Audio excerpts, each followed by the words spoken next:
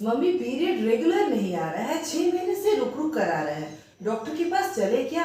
अरे क्या बात बात में डॉक्टर, हो जाता है, सब शादी के बाद ठीक हो जाएगा। तो मम्मी जी, शादी के बाद ऐसा कौन सा वरदान आपकी बेटी को मिल जाएगा जिससे उसकी जिंदगी कंपैरेटिवली नॉर्मल हो जाएगी, उसकी पीरियड नॉर्मल हो जाएगी।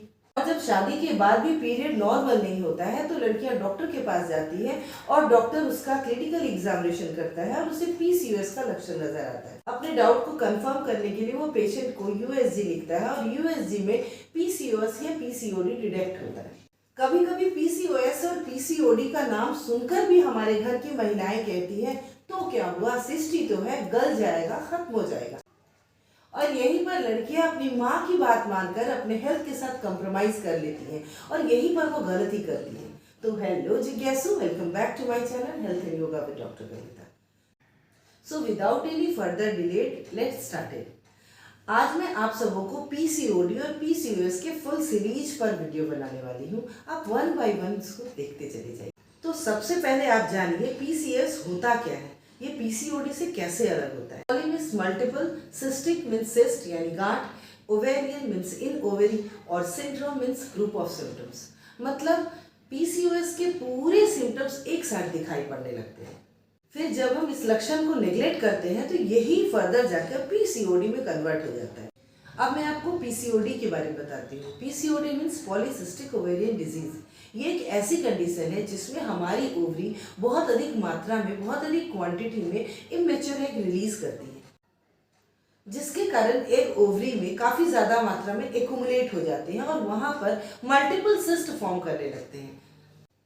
इस कंडीशन के चलते बॉडी में मेल हार्मोन यानी एंड्रोजन हार्मोन का सिक्रेशन ज्यादा होने लगता है, जिसकी वजह से हम पीसीओडी के पेशेंट डिटेक्ट हैं। पीसीओडी सोसाइटी ऑफ इंडिया की एक स्टडी बताती है कि जिन महिलाओं को ये सिंड्रोम है उन 10 में से 6 टीन एज की लड़कियां होती हैं। इन चौंका देने वाली आंकड़ों के बावजूद तकरीबन 65% महिलाएं ऐसी होती हैं जिन्हें पीसीओडी या पीसीओएस होता क्या है नहीं मालूम।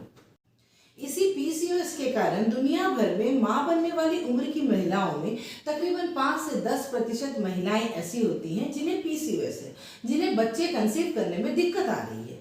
अकेले भारत में इसकी संख्या 20 से 25% ज्यादा है।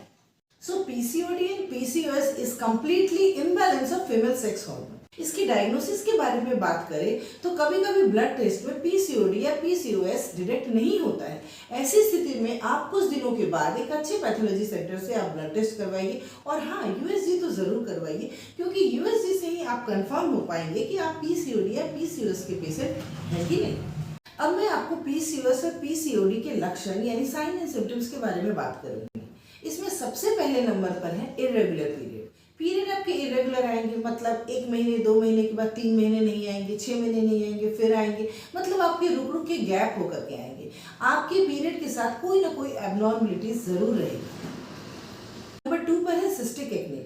सिस्टिक एक्ने मीन्स आपकी इस जॉ लाइन पर छोटे छोटे पिंपल्स नजर आएंगे। नंबर 3 अनवांटेड हेयर ग्रोथ आपके बिलो चिन और चेस्ट पर नजर आएंगे, मतलब चिन के नीचे और चेस्ट पर कभी कभी आपके बाल नजर आएंगे। Number 4 hair loss from head, मतलब हेड के स्पेशली ये दोनों साइड से आपके हेयर लॉस होते जाएंगे।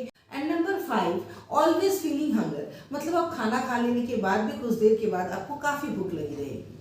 तो ये हो गया साइन एंड सिम्टम्स। हमारे साथ बने रहिए, मैं आपको पीसीओडी और पीसीओएस के पूरे सीरीज में पूरी जानकारी देती रहूंगी। तब तक के लिए खुश रहिए, स्वस्थ रहिए। धन्यवाद।